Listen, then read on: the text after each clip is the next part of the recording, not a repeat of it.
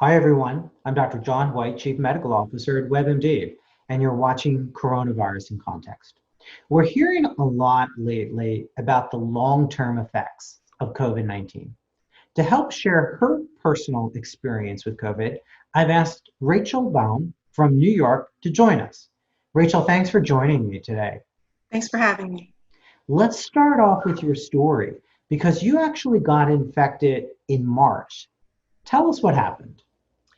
Um, my fiance was came down with it first. He's a musician. He plays with a band.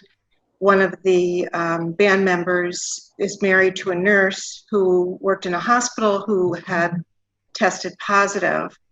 He didn't realize that his band member did not realize that he was asymptomatic. And when he went to the band practice, he shook hands, they sang together, and my fiance got sick, and 2 days later, I got sick. What symptoms were you having at that time? It's funny, I didn't have the cough at first, and I did not have a fever. The first thing I had was what they call rigors, um, chills, where you can't stop shaking.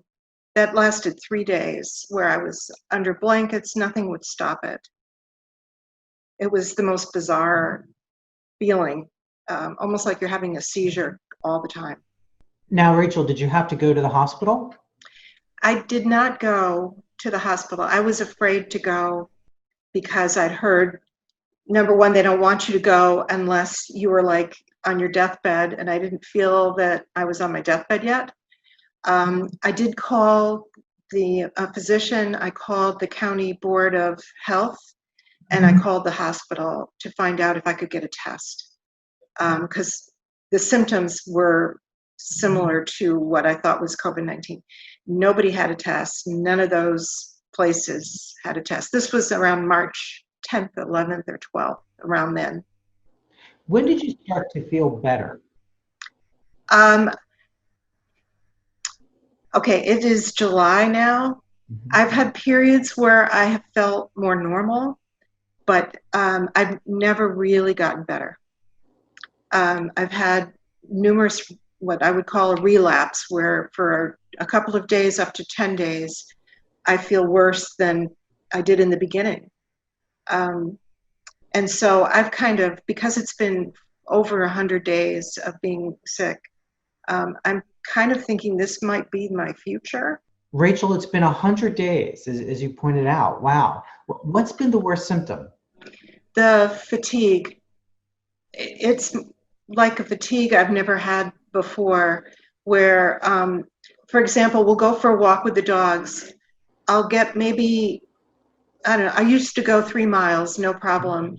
Now I'll go maybe a quarter of a mile, sit down, and my fiance has to go get the car to pick me up. I can't move. And that's never happened before. Not, well, now it happens all the time. So, like I said, it's kind of my new normal. Um, And how does that make you feel? You did an interview with WebMD and you said, "What did I do wrong?" Why do you think that?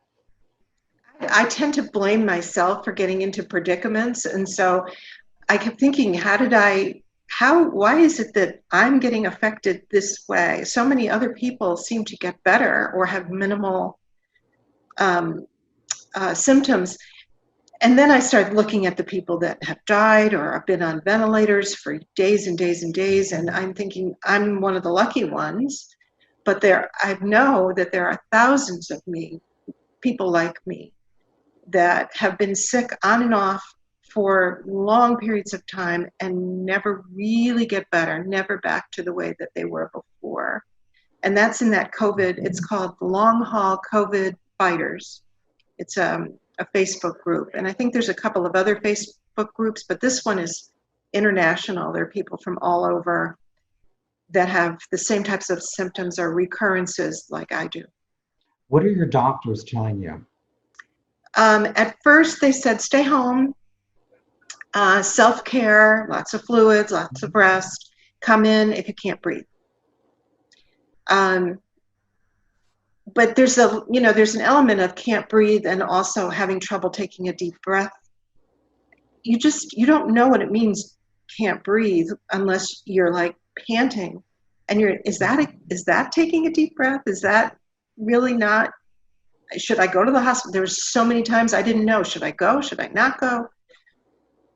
They leave it up to you, really, to make that decision. So, and I think the scary part is, from what I understand, is that people wait so long that by the time they do go to the hospital and make that decision, it's too late. And so there's a lot of self-responsibility to make the decision at the right time. What advice, Rachel, do you have for viewers? For viewers, gosh,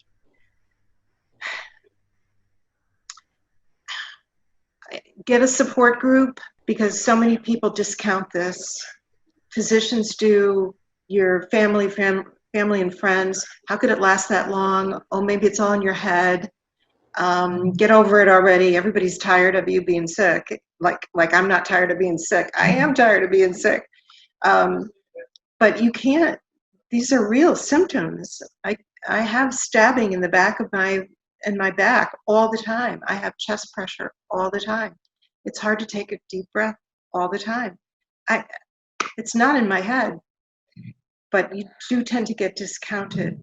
And I think people are taking it more seriously now, because there's been some articles like in the Atlantic and some other places. And people like you who are sharing your story, letting us know that this isn't necessarily done in just a couple of weeks. There can be long-term impact and long-term effects, and we need to study these more to try to give relief to you and others. I want to thank you again, Rachel, for sharing your story and sharing your insights, and we all wish you well.